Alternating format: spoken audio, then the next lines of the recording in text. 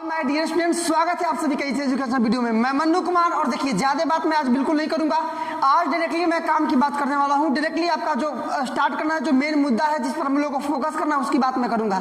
तो जैसे कि मैक्सिमम चीज आप थंबनेल देखकर समझ गए होंगे कि ये पार्ट नंबर 4 है कक्षा 12वीं एनसीईआरटी मैथमेटिक्स का, जिसमें हम लोग कर रहे थे 5.1 एक्सरसाइज जो कि है कंटिन्यूटी एंड डिविजिबिलिटी, अर्थात सातत्य और अवकलनीयता। तो इसमें पार्ट नंबर जो 4 है उसको हम लोग स्टार्ट करेंगे। पिछले जो पार्ट आपका है पार्ट नंबर 3, उसमें आपको याद होगा कि हम लोग बनाए थे क्वेश्चन नंबर 16 तक, और आज इसमें 17 क्वेश्चन नंबर से आपको स्टार्ट करना है। तो चलिए डायरेक्टली हम लोग स्टार्ट करते हैं क्वेश्चन नंबर 17। वीडियो काफी इंटरेस्टिंग होने वाला है, होते आ रहा है, ये भी वैसा ही है। बहुत सारा इंटरेस्टिंग वीडियो आपने देखा और उसी मुद्दे पर और उसी फोकस, उसी जुनून, उसी एनर्जी और उसी डेडिकेशन के साथ हम लोग इस वाले पार्ट को भी स्टार्ट कर रहे हैं। 100% कंटेंट को समझने के लिए वीडियो को अंत तक जरूर देखें, क्योंकि कहते हैं कि इरादा है मजबूत, जंग छोड़कर नहीं भागूंगा, जब तक नहीं मिली मंजिल तब तक लगातार जागूंगा। इरादा है मजबूत, जंग छोड़कर नहीं भागूंगा, जब तक नहीं मिली मंजिल तब तक लगातार जागूंगा। जिसको था यकीन कि मैं हार जाऊंगा, मुकाबले से पहले डरकर भाग जाऊंगा, अब उनको भी उनका जवाब मिल जाएगा जब मेरे कामयाबी का परिणाम आएगा। यदि आप क्वेश्चन नंबर 17 आप मिलाते हैं, देखिए नीचे आपका क्वेश्चन दिखाई देगा।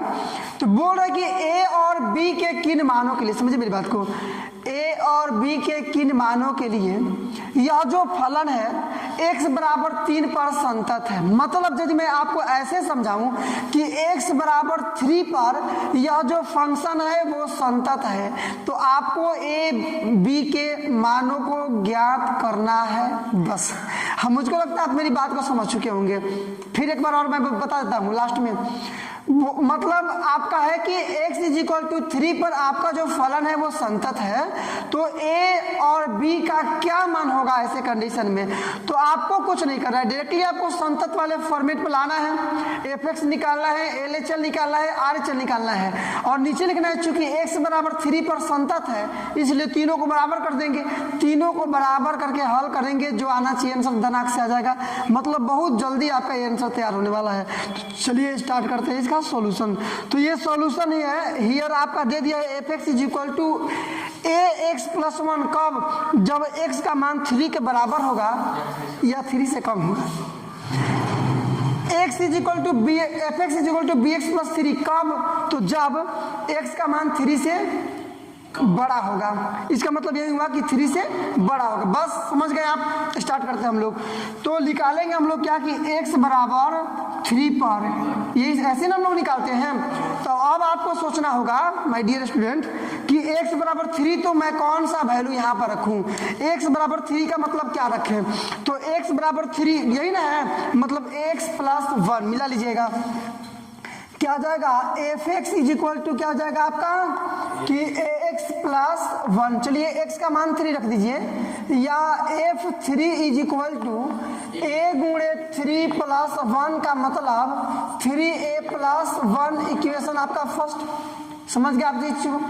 आप सारी बात समझ रहे हैं, केवल हम लोग जो पिछला बात पढ़े हैं उसी पर हम लोग वर्क कर रहे हैं। आपका कोई लॉन्ग लपेटी नहीं है, कोई तामझाम नहीं है, कोई नया प्रोसेस नहीं है, कोई ज्यादा घुमाव नहीं है। सिंपल सी बात है, सटीक बात है, स्टेटमेंट बिल्कुल इजी है। आप अपने आत्मविश्वास को बरकरार रखिए और मेरे साथ वीडियो में अंत तक बने रहिए।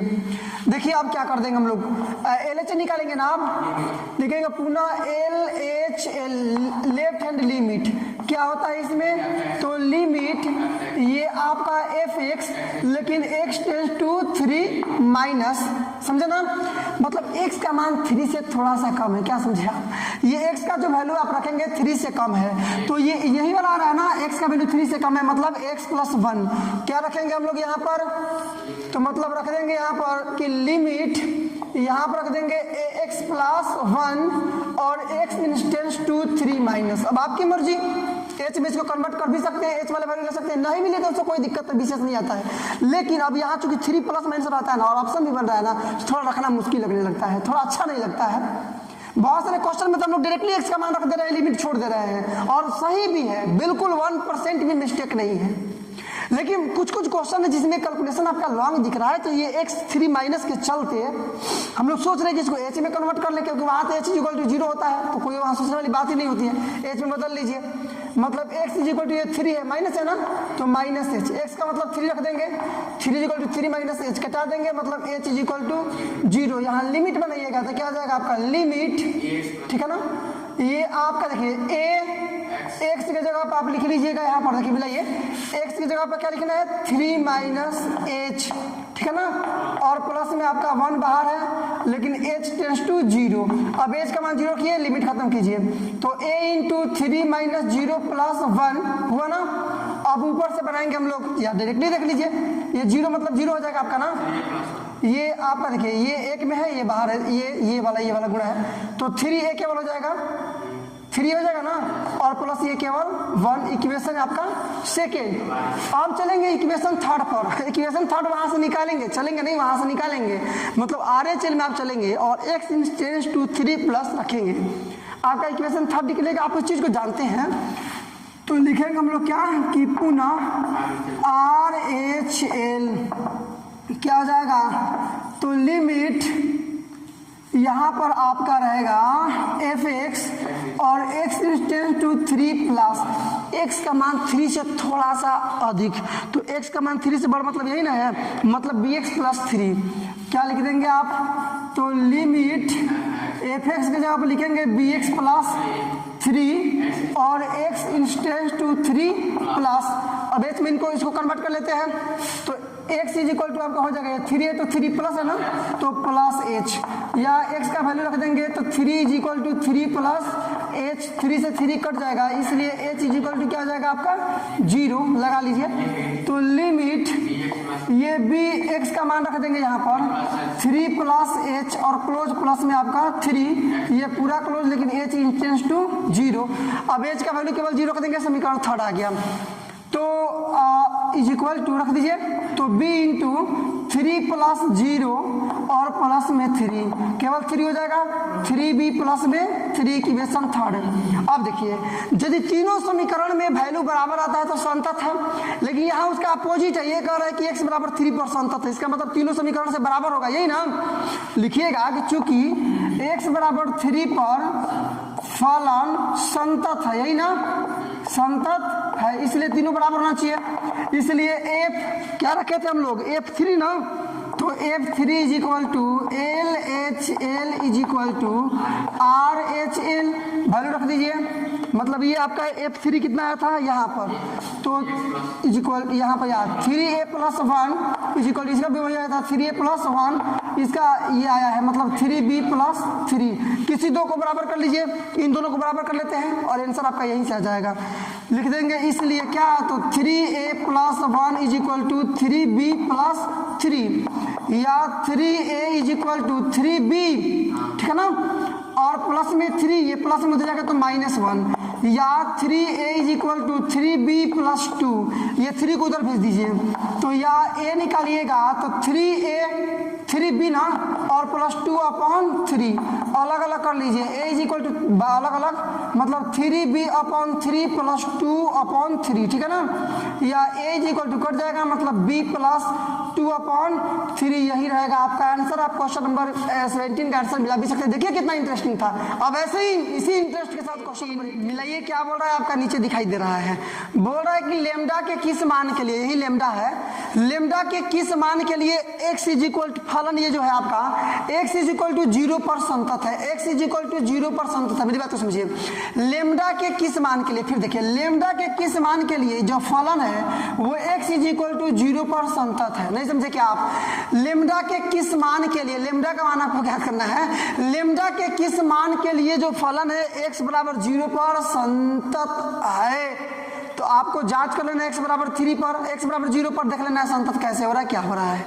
उसके बाद बोल रहा है कि x बराबर 1 पर फलन के संतत होने पर विचार कीजिए, x बराबर 1 पर फलन के संतत होने पर विचार कीजिए। तो दो क्वेश्चन इसमें, पहला आपको ज्ञात करने की लेमडा के किस मान के लिए जो आपका फलन है, फिर समझिए लेमडा के किस मान के लिए आपका जो फलन है वह x बराबर 0 पर संतत है, पहला क्वेश्चन, कोई दिक्कत नहीं। ये कर लेने के बाद उसके बाद आपको फिर इसी पर x बराबर 1 पर इसके संतता की जांच करनी है।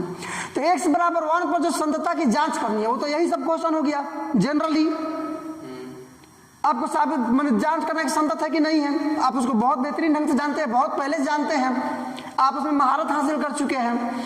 लेकिन यहाँ जो पहला क्वेश्चन है कि लेमडा के किस मान के लिए x बराबर 0 पर फलन संतत है, ये थोड़ी सी नई बात हुई। मतलब नहीं क्या, ये क्वेश्चन नंबर 17 वाली बात हुई कि यहाँ बोल रहा था कि a और b के किन मान के लिए फलन संतत है क्या, और यहाँ भी वही बोल रहे लेमडा के किस मान के लिए x बराबर 0 पर फलन संतत है। तो ये वाली चीज यहाँ हो गई, और इसके बाद जो हम लोग पुनः करके बनाएंगे वो पहले वाले क्वेश्चन हो गए। चलिए हम लोग x बराबर 0 पर इसको पहले हम लोग जांच करते हैं। आइए x बराबर 0 पर, उसके बाद x बराबर 1 पर, तो हम लोग सॉल्यूशन बना रहे हैं। आपका हियर जो दे दिया है, ठीक है ना, तो लिख देंगे x इक्वल टू 0 पर, मिलाइएगा x इक्वल टू 0 पर, सॉरी 0 पर ना, x इक्वल टू 0 पर देख लीजिए आपका x बराबर 0 रखिएगा तो fx का वैल्यू क्या होगा, fx is equal to x बराबर 0 ना, x का मान 0 तो पहला कंडीशन मतलब क्या, यहाँ आपका lambda into x square minus 2x 0 रख दीजिए, इसलिए क्या रख देंगे f0 is equal to lambda into x square, sorry 0 का स्क्वायर माइनस 2 गुणे 0, मतलब ये लेमडा इंटू 0 माइनस 0 का मतलब पूरा 0 समीकरण आपका फर्स्ट। ऐसे ही LHL और RHL लिखेंगे पुनः क्या, LHL, ये आपका हो जाएगा लिमिट fx और x tends to 0 minus is equal to limit ये fx, x का मान 0 से भी कम, तो ये ना है 0 से भी कम x का मान है, मतलब यही रह जाएगा आपका क्या, तो lambda square lambda into x square minus में 2x, ठीक है ना, और x इंस्टेंट देखिए बड़ा क्वेश्चन हो जाएगा, चूंकि ना 3-4 क्वेश्चन इसमें हो जा रहा है, इसलिए मैं डायरेक्टली यहाँ 0 का मान रख दे रहा हूँ। आप चाहे तो एच पर रख के इसको बना भी सकते हैं, कोई दिक्कत नहीं है। आपको यदि इच्छा करे तो आप एच पर वैल्यू रख भी सकते हैं। फिलहाल मैं यहाँ नहीं रख रहा हूँ चूंकि क्वेश्चन बहुत ज़्यादा लॉन्ग हो जाएगा। आप एच भी रखिएगा तो वही चीज़ आएगा जो सिंपल में आता है, मैं सिंपल बना रहा हूँ उसको। 0 रख दीजिए वैल्यू, तो लेमडा इंटू 0 का स्क्वायर माइनस 2 गुणे 0, तो फिर आपका देखिए ना 0 ही ना आ रहा है समीकरण सेकेंड, चूंकि 2 क्वेश्चंस हैं इसलिए मैं थोड़ा इसको ऐसे ले रहा हूँ, आप अपनी मर्जी देख लीजिएगा, दोनों तरीके सही हैं। मैं पहले दिन बेसिक कंसेप्ट में भी आपको बोला था कि आप एच पर भी बनाते हैं तो सही है और डायरेक्टली बनाते भी तो सही है। अब डिपेंड करता है कुछ क्वेश्चन पर भी बड़ा दिखाई दे रहा है, कैलकुलेशन है तो हम लोग वहाँ एच ले भी ले रहे हैं, डायरेक्टली रखने लायक दिख रहा है तो हम लोग एक्स का मान डायरेक्टली रख के बना ले रहे हैं, बस कुछ नहीं। इसके लिए आपको कन्फ्यूज नहीं होना है। रख लीजिए, अब लिखिए पुनः क्या रहेगा आपका RHL, क्या होता है यार, तो लिमिट fx और x tends to 0 plus is equal to limit, मिला लीजिएगा 0 प्लस x का मान जो है 0 से बड़ा है, x का मान 0 से बड़ा है तो यही ना है, मतलब 4x प्लस 1, यहाँ क्या रखना पड़ेगा आपको 4x प्लस 1, डायरेक्टली हम मान रख देंगे 0, तो 4 गुणे 0 प्लस 1, ऊपर मैं लिख रहा हूँ 0 रखिएगा तो 4 गुणे 0 प्लस 1 मिला लीजिएगा, ऊपर से रखेंगे इज इक्वल टू 4 गुणे 0 प्लस 1 इज इक्वल टू क्या जाएगा, केवल 1 समीकरण थर्ड। देखिए कह रहा था ना कि लेमडा के किस मान के लिए यह फलन संतत है, तो आप देखिए ना पहले समीकरण में आपका मान आ गया 0, दूसरे समीकरण में मान आ गया क्या आपका फिर से 0, लेकिन तीसरे समीकरण में मान आ गया क्या 1, तो संतत हुआ कि नहीं हुआ, नहीं हुआ ना। तो लिखेंगे कि लेमडा के किसी भी मान के लिए x बराबर 0 पर फलन संतत नहीं है, बन गया बस।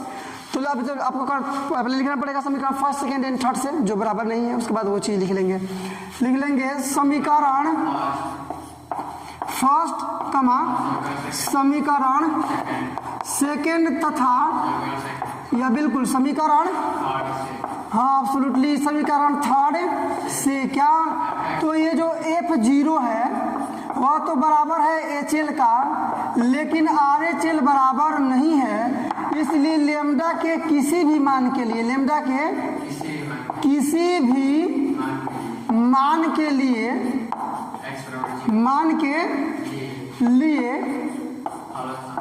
x बराबर 0 पर फलन संतत नहीं है, फलन संतत नहीं है। और ये पहला इसका पार्ट हो गया इस संतता की जांच करनी। बस अब ये हो गया, ये नया जो आपका क्वेश्चन था। अब x बराबर 1 पर संतता की जांच करनी है, तो बस हो गया, पुराना क्वेश्चन हो गया। जैसे क्वेश्चन नंबर 6, 7, 8, 9, 10 आप 16 तक बनाए थे पार्ट 3 में, सब ऐसे ही क्वेश्चन थे। तो वही जो क्वेश्चन थे, जो आपका फॉर्मेट था, जो तरीका था, जो वे था, जो कंसेप्ट था, उसी कंसेप्ट का यूज करके आपको इसको बनाना है। कि मतलब आप यदि सिंपल सी बात आप जाने, तो x बराबर 1 पर आपको जांच करना है कि संतत है कि नहीं है, बस। तो चलिए x बराबर 1 पर स्टार्ट करते हैं हम लोग, संतत है कि नहीं है। लिखेंगे कि अब क्या x इज इक्वल टू 1 पर मिला लीजिएगा। चलिए तो f(x) इज इक्वल टू, देखिए x बराबर 1 का मतलब 1 0 से बड़ा ही ना है, तो ये रखेंगे हम लोग मतलब 4x प्लस 1, इसलिए f क्या 1 रख देना। f1 इज इक्वल टू 4 गुणे 1 प्लस 1 मतलब हो जाएगा आपका 5, मिला लीजिए। अरे 4 एक में 4 एक 5 हो गया। चलिए पुनः LHL डायरेक्टली हम लोग बनाएंगे जी, h का वैल्यू हम h में कन्वर्ट नहीं करेंगे, क्योंकि हम लोग को इतना में बना भी लेना है, और वैसे भी सिंपल दिख रहा है कि x का मान यहाँ रख सकते हैं, ठीक है ना, इसलिए मैं सिंपलेस्ट फॉर्म को फॉलो कर रहा हूँ यहाँ पर। पुनः लिख देते हैं LHL, क्या हो जाएगा आपका, तो लिमिट ये f(x) x tends to 1 minus is equal to limit x tends to 1 minus, मतलब x का मान 1 से थोड़ा कम, x का मान 1 से थोड़ा कम, लेकिन 0 के बराबर नहीं ना, अब तो 0 के बराबर थोड़ा हो जाएगा, ये आपका 0 के बराबर चाहे 0 से भी कम, ये है x का जो वैल्यू है ना वो 1 से थोड़ा सा कम है, लेकिन ये नहीं कर रहा है कि 0 के बराबर, मतलब लगभग 1 के बराबर, मतलब यही लेंगे। अब गलती से मिस्टेक से ये मत लीजिए, क्योंकि ये कन्फर्म कर दिया 0 रहेगा, चाहे 0 से छोटा रहेगा तभी हम इसको लेंगे, ये 0 के से थोड़ा सा भी बड़ा रहेगा तो हम लोग ये लेंगे, इसलिए मैं इसको लूँगा यहाँ पर। क्या लेंगे हम लोग, 4x प्लस 1, डायरेक्टली मान रखिए x बराबर 1 रख देते हैं, 4 गुणे 1 प्लस 1 इज इक्वल टू फिर से 5 समीकरण आपका सेकेंड। पुनः एक और बच रहा है आपका ना लास्ट में, पुनः क्या बच रहा है, तो x इज इक्वल टू नहीं सॉरी RHL क्या हो जाएगा आपका, तो limit f(x) x tends to 1 plus, ठीक है ना, इज इक्वल टू लिमिट ये f(x) का वैल्यू देखिए 1 प्लस, मतलब x टेंड्स टू 1 प्लस, मतलब x का मान 1 से बड़ा है, तो ये तो कन्फर्म होगा 0 से बड़ा, अरे दोनों में से किसी में एक में आएगा ना, तो ये तो 0 के बराबर है, तो 0 से छोटा है, ये 0 से बड़ा है, 0 से बड़ा ही बनाता है ना, इसलिए इसी को रख लेंगे हम लोग। क्या रख लेंगे यहाँ पर, 4x प्लस 1 वैल्यू रख दीजिएगा, तो 4 गुणे 1 प्लस 1 इज इक्वल टू 5 समीकरण आपका थर्ड। चलिए अब देखिए समीकरण फर्स्ट मिलाइए, समीकरण फर्स्ट में वैल्यू आया 5, समीकरण सेकंड का भी वैल्यू आया 5, और समीकरण थर्ड का भी वैल्यू आया 5, इसका मतलब x बराबर 1 पर फलन संतत है। तो लिखेंगे क्या समीकरण फर्स्ट सेकंड और थर्ड से कि क्या f1 is equal to LHL is equal to RHL, इसलिए x इज इक्वल टू 1 पर फलन संतत है। समझ गए ना बात को आप, अब इसी चीज़ को लिखकर मैं दिखाता हूँ। आइए क्या लिखेंगे हम लोग, समीकरण फर्स्ट कमा समीकरण सेकंड तथा या बिल्कुल समीकरण थर्ड से क्या होता है आपका f1 is equal to LHL is equal to RHL, इसलिए x बराबर 1 पर फलन क्या है, संतत है, और आपका आंसर कंप्लीट। तो ये क्वेश्चन नंबर 18 पूरी तरह से कंप्लीट हुआ। क्वेश्चन नंबर और ये जो आपका पार्ट नंबर 4 है, इसका सबसे डेडिकेटिव क्वेश्चन, क्योंकि इसमें आपको एक्स्ट्रा कोई ना x का मान रखने के लिए दिया है, ना आपका 2-3 फंक्शन दिया है, और ना ही कुछ निर्देश दिया है कि कहाँ से कहाँ तक रहेगा तो आप मान क्या रखेंगे। आपको ज़्यादातर इसमें केवल आपको लिटरेचर बोला है, आप उसी को अपने माइंड में आपको लाना पड़ेगा, लगाना पड़ेगा, बैठाना पड़ेगा और उससे सीखना पड़ेगा। पहले मैं क्वेश्चन को ध्यान से समझ रहा हूँ। मेरा दावा है कि यदि कोई भी विद्यार्थी या कोई भी पर्सन यदि the structure of question understand कर लेता है इन वेरी वेल फॉर्म, बहुत अच्छे ढंग से वो समझ लेता है, तो फिर उसको क्वेश्चन बनाने में कोई समस्या नहीं होगी, होगी भी तो उसका समाधान वो निकाल लेगा खुद से। पहले क्वेश्चन समझिए है क्या।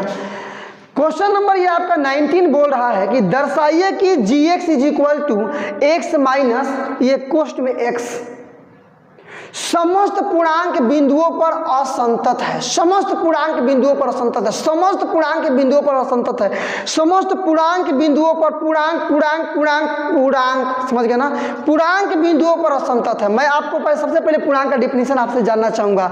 तो उसको हम लोग बोलते हैं कि जब प्राकृत संख्याओं के समूह में शून्य और ऋणात्मक संख्याओं को शामिल कर लेते हैं तो इस प्रकार जो संख्याओं का शामिल समूह मिलता है उसी को बोलते हैं पूर्णांक।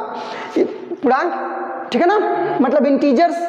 तो यहाँ निकालिएगा जेड से उसको निरूपित करते हैं ना, पूर्णांक इज इक्वल टू मैंने माइनस में इंफिनिटी, माइनस में डॉट डॉट माइनस 1 तो 0 1 2, यहाँ भी -2 -3 -4 -5 -6 कुछ भी है, या -2 है, मतलब इंफिनिटी अनंत तक ले है।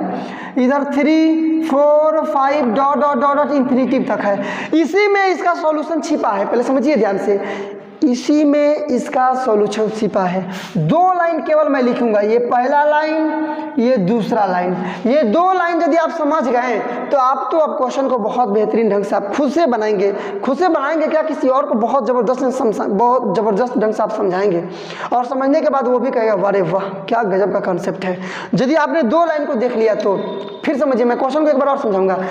बोल रहा है कि दर्शाइए कि gx is equal to x minus कोष्टेक्स समस्त पूर्णांक बिंदुओं पर असंतत है जब, फिर इसके निचला वाला, ये तो पहला हो गया पूर्णांक, और अब दूसरा लाइन के लिए दूसरे में मैं लिखूंगा।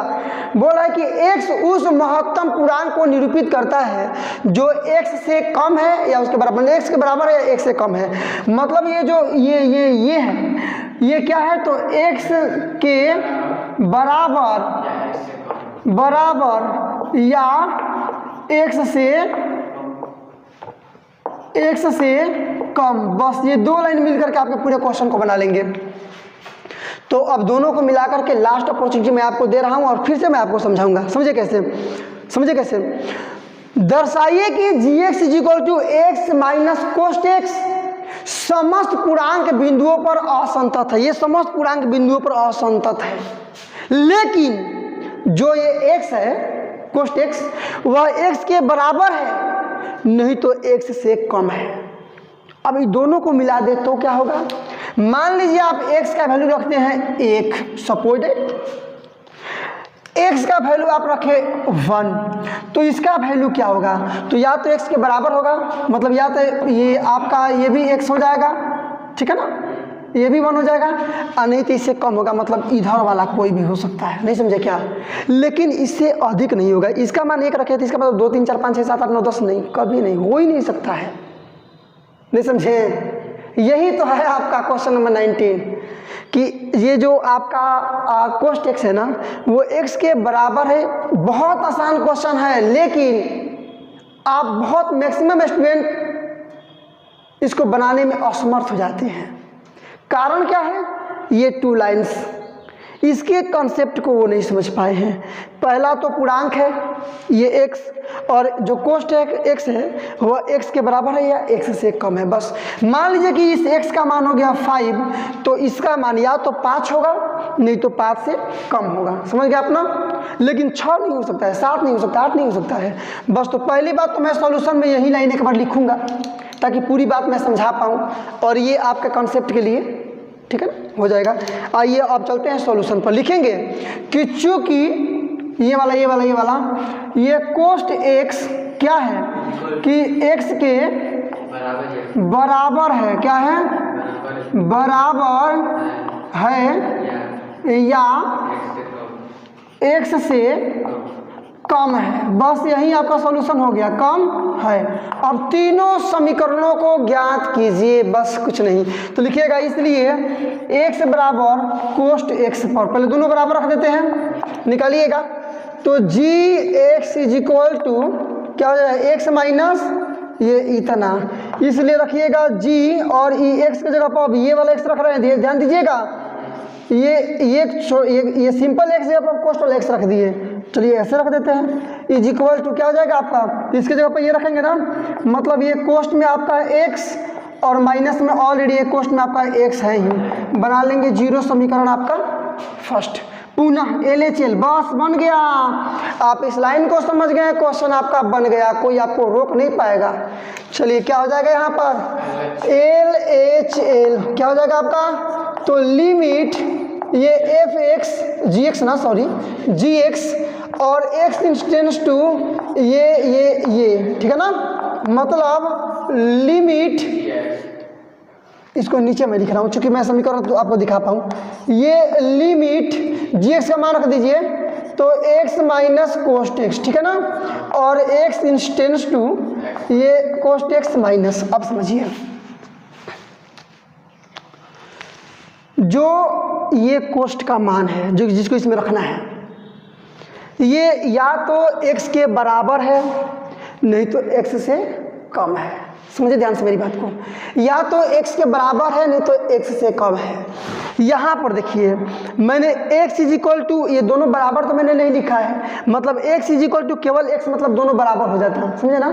यहाँ जो है ये माइनस में है, मतलब ये वाला मान इसके बराबर नहीं है। बस यही बात आपको समझना पड़ेगा कि ये जो कोस्ट x है वो x के बराबर नहीं है क्योंकि माइनस लगा दिया है। यहाँ देखिए x ये डायरेक्टली जो x है वो कोस्ट x के बराबर है, ये हम ले लिए हैं कि मतलब x कोस्ट x के बराबर है, एकदम कन्फर्म बराबर है, ये दोनों बराबर है। तो इसको जब थोड़ा सा कम कर लीजिएगा, माइनस में कर लीजिएगा, तब तो दोनों बराबर नहीं ना रह पाएगा, तब दोनों बराबर नहीं रह पाएगा, मतलब इस कंडीशन में दोनों बराबर अब नहीं है। तो ये या तो इसके बराबर होगा नहीं तो इससे कम होगा, या तो x के बराबर होगा नहीं तो इससे कम होगा। तो दो चीज़ है, या तो बराबर नहीं तो कम, तो बराबर तो हो नहीं रहा है, इसका मतलब कम होगा। नहीं समझ में आया, ये वाला इससे कम होगा, बस यही समझना है। तो यहाँ जब रखिएगा ये कम है, इसका मतलब यहाँ जो आएगा आपका, यहाँ जो आएगा वो धनात्मक पूर्णांक आएगा, धनात्मक पूर्णांक, और यही हो गया आपका समीकरण फर्स्ट सेकेंड। यही आपको समझाना था। जैसे चलिए मैं वहाँ समझाता हूँ क्यों धनात्मक पूर्णांक। मान लीजिए कि ये ले लिए हम 6, x का मान x इक्वल टू 6 ले लिए, तो x बार ये वाला x कोस्ट x, ये तो बराबर है नहीं, ये कह रहा है कि बराबर नहीं है, इसका मतलब 5 है, 4 है, 3 है, 2 है, 1 है, 0 है, चाहे जो भी हो, तो घटाने पर प्लस में ना मान आ रहा है, इसका मतलब धनात्मक पूर्णांक आ रहा है। यही तो है आपका कंसेप्ट इसके लिए।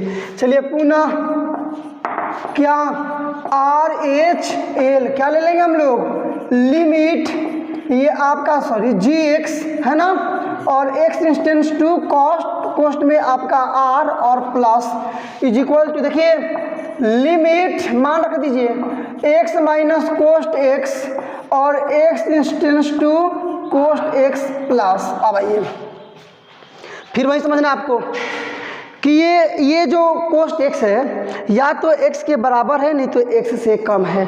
तो यहाँ यदि कोस्ट x में प्लस माइनस कुछ भी चीज़ नहीं है, इसका मतलब बराबर है, तो इसका मतलब इससे कम लीजिएगा चाहे अधिक लीजिएगा, लेकिन इससे कम ही होगा। नहीं समझे क्या।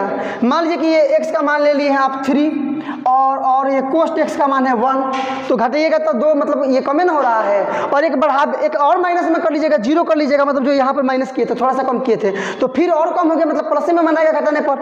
थोड़ा सा अधिक कर लिए, मान लीजिए 2 कर लिए, तो फिर तो 3 में से 2 घटाने पर क्या आएगा, मतलब प्लस में ना आएगा। मतलब मैं आपको डेफिनेटली ये चीज़ समझाना चाह रहा हूँ कि केवल कोस्ट x के बराबर है ऐसा मैंने ले लिया है। अब कोस्ट x को बढ़ाइएगा चाहे घटाइएगा तो इससे तो अलग ना होगा, बराबर तो होगा नहीं। अब बराबर नहीं होगा तो दूसरा कंडीशन की कम होगा, क्योंकि कह दिया या तो बराबर होगा नहीं तो कम होगा, इसका मतलब ये कम होगा, तो यहाँ भी बनाइएगा घटाइएगा तो आएगा क्या आपका धनात्मक पूर्णांक। समझ गए ना, ये धनात्मक पूर्णांक इक्वेशन आपका थर्ड। आगे बात समझ में ना। अब चलिए तीनों समीकरणों को मिलाइए, आपका क्वेश्चन ये नंबर 19 बन चुका है। देखिए कैसे, समीकरण फर्स्ट कमा समीकरण सेकेंड तथा या बिल्कुल एब्सोल्युटली समीकरण किससे थर्ड से क्या हो जाएगा आपका, तो ये आपका f और मॉड में आपका x is not equal to LHL is equal to RHL, मतलब एक बराबर नहीं हुआ ना, क्योंकि यहाँ 0 आया है, यहाँ पर धनात्मक पूर्णांक, इसलिए अब वही क्वेश्चन हम लोग पूरा करेंगे। gx इज इक्वल टू क्या, तो x माइनस कोस्ट x सभी पूर्णांक बिंदुओं पर असंतत है। ये ना क्वेश्चन बोल रहा था आपका, मतलब फलन समस्त पूर्णांक बिंदुओं पर असंतत है। क्या होगा? समस्त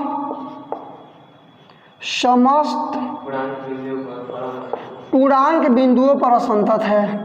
पूर्णांक बिंदुओं पर असंतत है और आंसर हुआ क्वेश्चन नंबर 19। देखिए क्या बोल रहा है यहाँ पर आपका बोल रहा है कि f x is equal to x square minus sine x plus 5 द्वारा परिभाषित फलन क्या x बराबर पाई पर संतत है। फिर चलिए आपका नीचे क्वेश्चन भी दिखाई दे रहा है, बोल रहा है पहले कि क्या f x is equal to x square minus sine x plus 5 पर परिभाषित फलन x is equal to pi पर संतत है। मतलब यदि आपको मैं सिंपल बात बताना चाहूँ तो ऐसे बता सकता हूँ कि आपको केवल जानना है कि x बराबर पाई पर यह फलन संतत है। इसको रखेंगे तो क्या यहाँ पर लिखना स्टार्ट हम लोग करेंगे कि x is equal to pi पर निकालेंगे हम लोग, तो f x is equal to आपका हो जाएगा x square minus sine x plus 5, या आप निकालते हैं f pi is equal to pi square minus sine pi plus में 5, या f pi is equal to pi square minus, ये साइन पाई का मान क्या होगा। देखिए जिस दिन मैं आपको इसका लेसन नंबर 2 आपके कक्षा 12वीं का जो सेकेंड लेसन है तो उसको स्टार्ट करते समय मैं आपको चार्ट बना करके और मान निकालना आपको सिखलाया था। जैसे कि मैं आपको बताया था कि आप हजारों लाखों तक डिग्री में यदि आप वैल्यू ज्ञात करना है तो आप उसे फाइंड कर सकते हैं 4 पार्ट के। जैसे कि पहले कितना था तो 0 से 90 तक सारा प्लस था, दूसरा 90 से 180 तक केवल साइन और कॉसेक प्लस था, तीसरा 180 से 270 तक उसमें केवल टैन और कॉट प्लस था, और जो अगला था लास्ट और चौथा चतुर्थांश इसमें 270 से 300 केवल कॉस और सेक प्लस था। उसी फॉर्मूले पर आप इसको बैठाइएगा। मैं आपको फॉर्मूला वहां लिखवाया था कि साइन पाई प्लस थीटा का मतलब क्या होता है sine theta, sorry pi minus theta रख दीजिए। क्यों? क्योंकि पहला की मतलब पाई का मतलब होता है 180 डिग्री, तो ये 180 डिग्री है, इसका मतलब साइन नहीं बदलेगा, साइन का साइन रह जाएगा, और बाकी रहा प्लस या माइनस, मतलब साइन थीटा का साइन थीटा रह जाएगा, नहीं बदलेगा। बाकी प्लस की माइनस, तो 180 माइनस थीटा है ना, इसका मतलब दूसरे चतुर्थांश में है और दूसरा में साइन प्लस में रहता है, इसलिए प्लस में तो प्लस साइन थीटा। तो इसको भी ऐसे हम लोग कन्वर्ट इसको कर लेंगे। तो इसको जब आप कन्वर्ट कीजिएगा तो यहाँ लिख सकते हैं साइन पाई प्लस 0 डिग्री, कोई दिक्कत नहीं है, और प्लस में 5। देख लीजिएगा बाबू यहाँ से अब आपका फंडामेंटली कंप्लीट हो गया। F pi is equal to ये पाई स्क्वायर और माइनस ये हो जाएगा आपका साइन 0 डिग्री हो जाएगा ना, उसी फॉर्मूले के अनुसार आप प्लस में आपका 5। अब इस चीज को देख लीजिएगा, क्योंकि LHL निकालिए चाहे RHL निकालिए या फिर ये सिंपलेस्ट समीकरण 1 के लिए निकालिए, सब में आपको साइन 0 डिग्री आएगा, वहां हम लोग इसी चीज को रखेंगे। आइए pi square minus sine 0 degree का वैल्यू होता है 0 प्लस 5, मतलब बच क्या गया तो पाई स्क्वायर और प्लस में प्लस 5, ये आपका इक्वेशन रहा फर्स्ट, कोई दिक्कत नहीं है।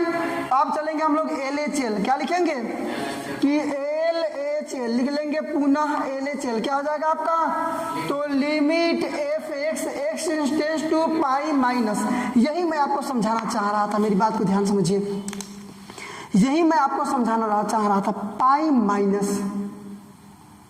जैसे क्वेश्चन नंबर आप बात कीजिएगा 18 का, 17 का, 15 का, 14 का, तो वहाँ 2 ऑप्शन हो रहा था, माइनस के लिए कोई और ऑप्शन बन रहा था, प्लस के लिए कोई और ऑप्शन बन रहा था। लेकिन यहाँ यदि देखिएगा तो केवल कह रहा है x बराबर पाई पर, और आपका फलन यहाँ केवल एक ही दिया है, वहाँ आपको घेर करके 2 या 3 या 4 फलन आपको दे रहा था। यहाँ पर केवल है f x is equal to x square minus 5 sine x plus 5, मतलब एक ही है, यहाँ दूसरा कुछ आप ले नहीं सकते, चाहे कम रखे चाहे ज़्यादा रखे, मतलब माइनस रखे या प्लस रखे, आपको इसी में रखना पड़ेगा, समझ गए ना। तो अब यहाँ एच में चेंज करना कोई विशेष मतलब नहीं रखता है, हम लोग डायरेक्टली पाई का मान रख दे, यहाँ पाई रख देते हैं एक्स की जगह पर, ठीक है ना।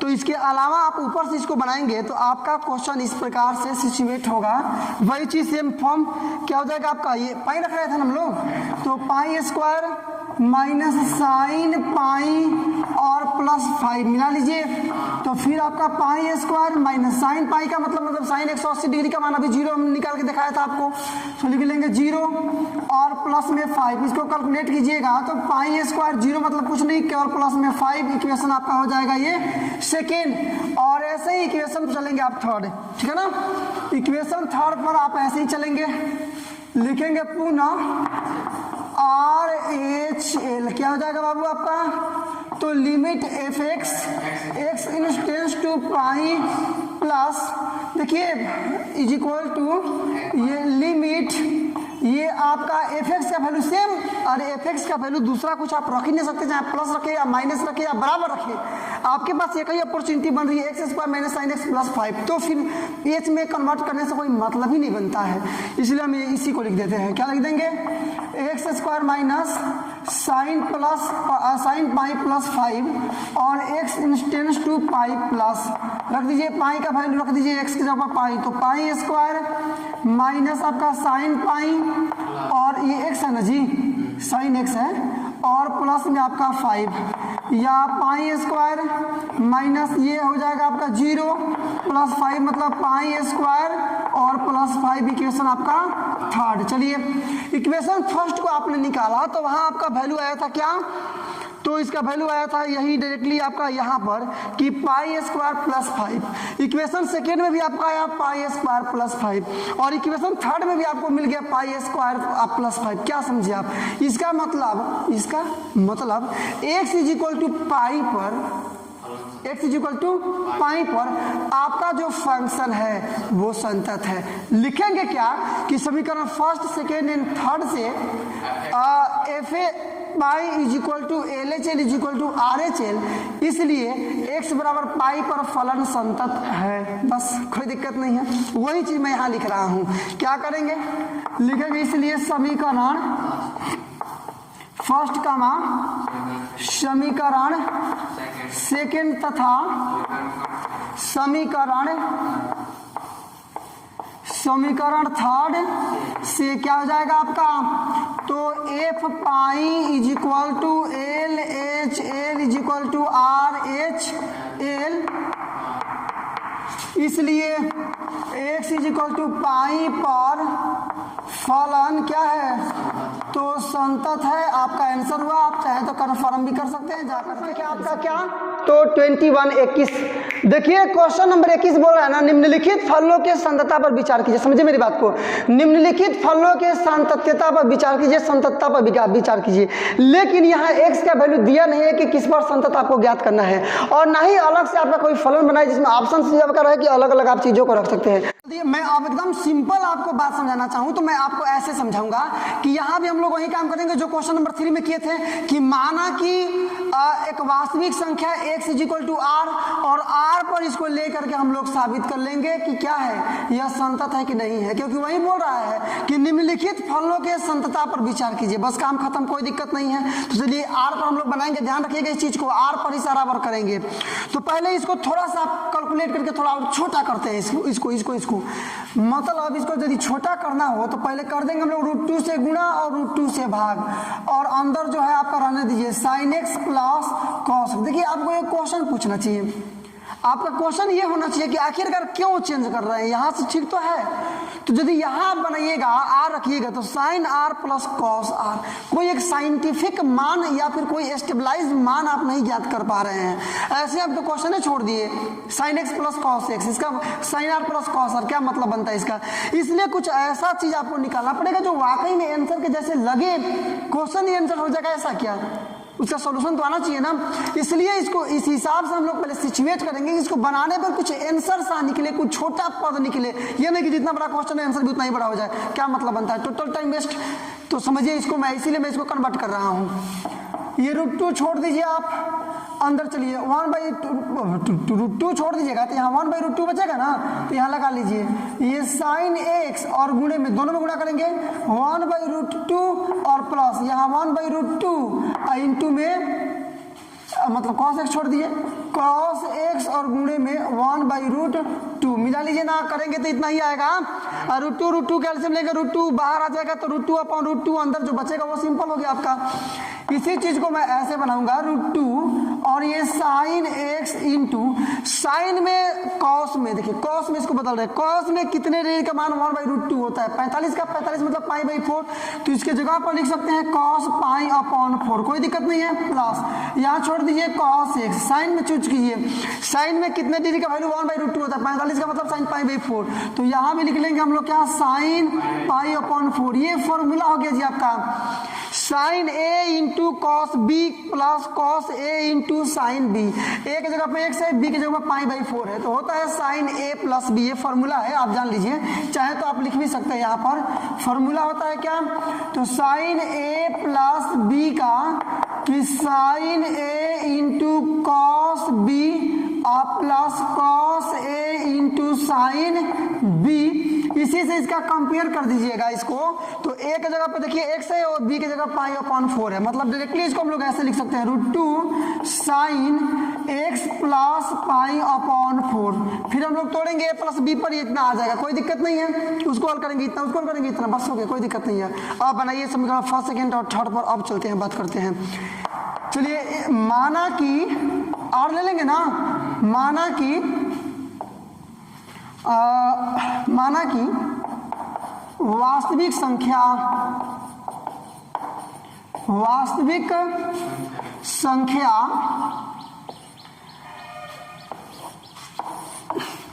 x = r पर ले रहे हैं हम लोग, तो निकालिएगा f x = तो देखिए एक ही ऑप्शन, यहाँ कुछ प्लस में रखिए चाहे माइनस में रखिए, r को आपको यही लेना पड़ेगा, मतलब हो जाएगा आपका क्या बोलिए तो उसको sin x plus cos x, और उसी का नाम ये है, अरे f है ना, ये भी है, मतलब √2 sin क्या r प्लस π/4, ये आपका इक्वेशन फर्स्ट, उन्होंने निकाल लीजिए LHL, तो LHL क्या हो जाएगा आपका, तो लिमिट यहाँ fx और x tends to r minus, यही ना, तो लिमिट fx का मान सेम टू सेम, ये वाला fx, मतलब √2 और साइन x प्लस π/4, ठीक है ना, लेकिन x tends to r minus. अब देखिए r का मान मैंने अभी समझाया कि अब प्लस में रखिए चाहे माइनस में रखिए, उससे मतलब नहीं है, r का मान प्लस में रखिए चाहे माइनस में रखिए, दूसरा कोई तो आपको ऑप्शन है ही नहीं, दूसरा कोई फंक्शन आपका ऊपर है ही नहीं कि प्लस में आएगा तो ये रखिएगा, माइनस में आएगा तो ये रखिएगा, कम होगा तो ये रखिएगा, अधिक होगा तो ये रखिएगा, बराबर होगा तो ये रखिएगा, वैसा कोई इसमें कंडीशन ही नहीं है, इसलिए प्लस में चाहे माइनस में आपको रखना आ नहीं पड़ेगा। मेरी बात को ध्यान समझिए, वीडियो देखकर टाइम वेस्ट नहीं करना आपको। रखिए यहाँ पर क्या हो जाएगा, तो √2 sin r प्लस π/4 इक्वेशन आपका सेकेंड, और लास्ट इसी प्रकार से बनाएंगे, उतना ही आएगा, आप समझ सकते हैं। लिखेंगे क्या, पुनः RHL रहेगा ना आपका, क्या बनेगा, तो ये आपका हो जाएगा limit fx x tends to r plus, यही ना, मतलब लिमिट यहाँ आपका √2 sin x प्लस π/4, लेकिन x tends to r plus, रखेंगे r का मान, तो √2 sin और r प्लस π/4, तो सब बराबर ना आ गया, सब बराबर आ गया, इसलिए समीकरण फर्स्ट समीकरण सेकेंड तथा समीकरण थर्ड से क्या हो जाएगा आपका, तो अब इस चीज को ऊपर से हम लोग लिख लेते हैं, ठीक है ना, यहाँ मिला लीजिएगा, क्या हो जाएगा आपका, तो FR = LHL = RHL, इसलिए x = r पर फलन संतत है, जहाँ r एक वास्तविक संख्या, लिख दीजिए r क्या है, तो r एक रियल नंबर, एक वास्तविक संख्या है, तो जहाँ r एक वास्तविक संख्या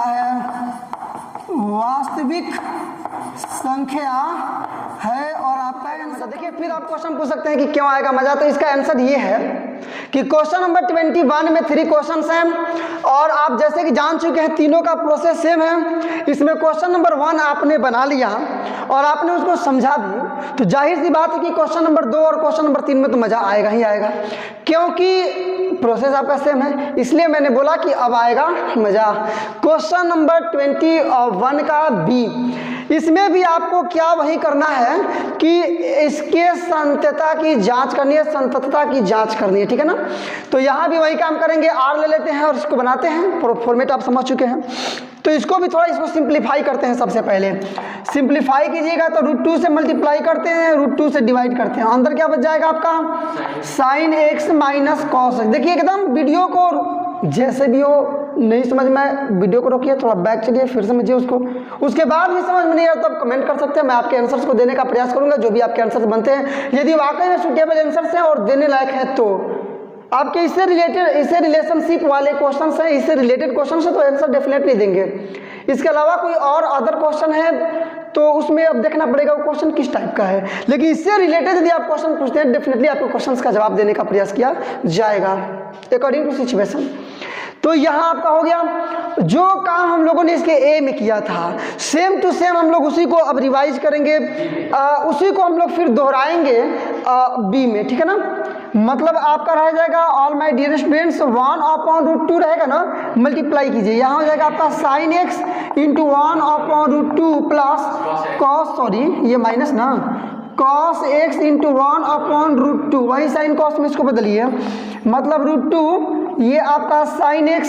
आप चेक कीजिए ना cos में कितने डिग्री का वैल्यू 1/√2 होता है, तो cos 45 मतलब π/4, क्योंकि पाई का मतलब 180, 180/4 का मतलब 45 होता है। रेडियन में बदलना आप सीख फर्स्ट ईयर में, पहले स्टार्टिंग में आपको वही पढ़ना था। तो यहाँ रह जाएगा आपका cos π/4 minus cos x into sine, इसको चेंज कर लीजिए π/4, तो बन गया ना formula sin a into cos B plus minus cos A into sine B, sin a into cos B minus cos A into sine B, तो sin a minus B का formula है। तो डायरेक्टली हम लोग लिख सकते हैं √2 sin x माइनस π/4। अब वही काम करना है आपको, बारी बारी से चल रहा है सब में। तो मान लेते हैं अब क्या लिखेंगे कि माना कि वास्तविक संख्या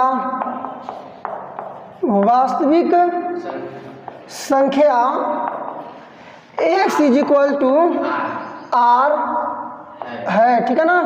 इसलिए x is equal to r पर निकाल लीजिए, पहला पर क्या बन रहा है यही ना है, तो f x is equal to आपका क्या बन रहा है यहाँ पर √2 इंटू साइन है x माइनस π/4, इसे निकाल लीजिएगा f r, तो आपका वही बन जाएगा कि √2 साइन r माइनस π/4, इक्वेशन आपका फर्स्ट, समझ गए ना। अब इक्वेशन आपका सेकेंड आएगा LHL से, चलिए निकालते हैं। पुनः क्या रहेगा आपका, सॉरी ये आपका LHL, ठीक है ना। क्या बनेगा, तो limit f(x) tends to r minus, या लिमिट f(x) का मतलब √2 साइन और x माइनस π/4, ठीक है ना, और x tends to r minus. अब देखिए फिर वही चीज r प्लस में हो चाहे माइनस में, कोई और इसके अलावा तो कोई ऑप्शन आपका है नहीं कि प्लस माइनस मिला के ऊपर नीचे कोई और आप समुच्चय लिख लेंगे, कोई और आप फंक्शन लिख लेंगे, यहाँ तो एक ही है इसलिए r ही रखना पड़ेगा आपको। रख लीजिए √2 साइन क्या हो जाएगा आपका, मिला लीजिए r माइनस π/4, इक्वेशन आपका क्या रह जाएगा ये सेकेंड। पुनः लास्ट में आपका मतलब RHL क्या हो जाएगा, तो लिमिट f(x) या 100% you are absolutely right r plus रखिएगा, तो लिमिट इसका मान लीजिए √2 sine x minus π/4 x tends to r plus, फिर वही काम r प्लस रहे चाहे माइनस रहे, दूसरा कोई आपके पास ऑप्शन ही नहीं, इसलिए r का मान इसमें रखेंगे से जेन्युइन आप, मतलब √2 sine r minus π/4 equation third मिला लीजिए। इक्वेशन फर्स्ट में आपको मिला है √2 sin r minus pi upon 4। Second में आपका है √2 sin पाई नहीं r माइनस पाई अपॉन 4। और जो थर्ड है आपका उसमें भी आपको यही मिला है कि √2 sin r minus pi upon 4। अर्थात वी कैन से डेट कि ऑल इक्वेशंस आर इक्वल, नहीं सभी जो समीकरण है आपस में बराबर है, ठीक है ना। तो लिख देंगे वही चीज जो अब हम लोग आंसर के लिए लिखते हैं कि समीकरण फर्स्ट कमा समीकरण सेकेंड तथा या बिल्कुल समीकरण या थर्ड से हो जाएगा ना। क्या बन गया आपका, तो f r is equal to L H L is equal to R H L. इसलिए x बराबर r पर फलन संतत है जहाँ r क्या है, जहाँ r एक वास्तविक संख्या। देखिए अब r मतलब वास्तविक संख्या ही ज्ञात कर लिए, मतलब जितनी संख्याएं ज्ञात है वो सारी संख्या वास्तविक संख्याएं ही है। तो ये ज्ञात प्रोसेस आपका सेम r लेंगे, संततता की जांच करेंगे। लेकिन इसके पहले आपको सोचना होगा कि इसको सिंपलीफाई करने के लिए इसको किस फॉर्मूले पर बैठाया जाए और हम इसमें क्या चेंजिंग करें, क्या चेंजिंग करें कि वो फॉर्मूला हमको प्राप्त हो। समझे ना। अपने माइंड का यूज कीजिए, कंसंट्रेशन स्ट्रांग कीजिए और इसको फाइंड कीजिए। Find out what is the real process. इसको किसी भी समीकरण, इसको किसी भी फॉर्मूले बैठाने के लिए आपका प्रोसेस, वास्तविक प्रोसेस क्या होना चाहिए, एक्चुअल प्रोसेस आपका क्या होना चाहिए। तो आप सोचे या ना सोचे, मैं जरूर सोच लिया हूँ और इसलिए मैं उसको बैठा भी रहा हूँ। मैं यहाँ कर दूंगा 2 से गुणा 2 से भाग, ठीक है ना, या आपका sin x into cos x. चलिए 1/2 तो छोड़ दीजिए, 2 sin x इंटू कॉस एक फॉर्मूला है ये sin 2x का, क्योंकि फॉर्मूला होता है sin 2θ is equal to 2 sin θ into cos theta, ये फॉर्मूला है। तो थीटा की जगह पे x है तो 2 sin x into cos x का मतलब sin 2x, बस बन गया फॉर्मूले पर। तो अब तीनों समीकरण इसी लाइन में हम लोग निकाल लेंगे, कोई दिक्कत नहीं है आपको। तो क्या कर देंगे आप, निकाल मिलाइएगा। इसलिए माना कि